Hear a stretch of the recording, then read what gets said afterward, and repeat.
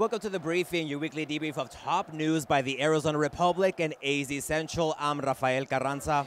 And I'm Laura Gersoni. We are here at United Center in Chicago while President Joe Biden is wrapping up his remarks.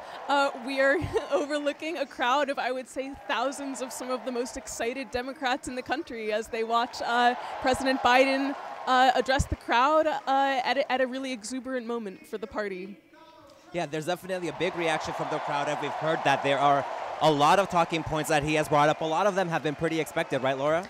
That's right, Rafa. I would say, a lot of the remarks President Biden has come back to are some of the same ones that we've heard him discuss on the campaign trail, including at his recent visits to Arizona. He's talked about his unique approach to economic policy of delivering targeted investments into the country's manufacturing and other sectors, which he terms Bidenomics.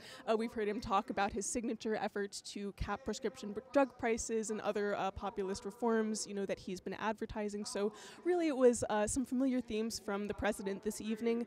The other thing that stood out to me is the crowd was palpably relieved to have the former president now no longer at the top of the ticket. The mood here in United Center, the sense is that he's no longer at the top of the ticket, no longer a liability to Democrats in the campaign cycle. So now the party can sit back and appreciate all the things they feel he's accomplished for the country.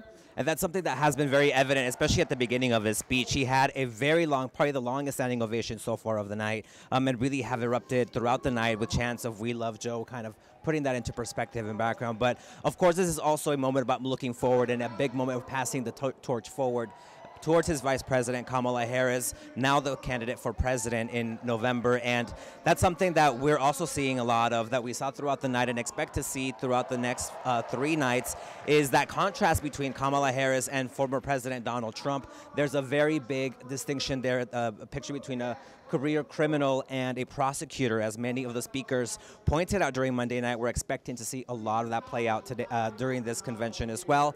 There's also the topic of Gaza, of course, which is top of mind.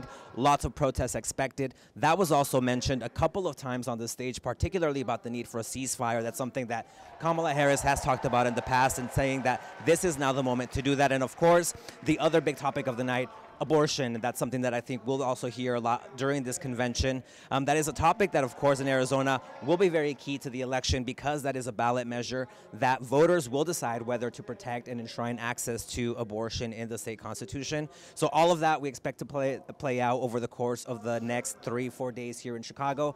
A lot happening. Stay tuned to AZ Central for the latest. We'll be back with more information from Chicago, so stay tuned for The Briefing.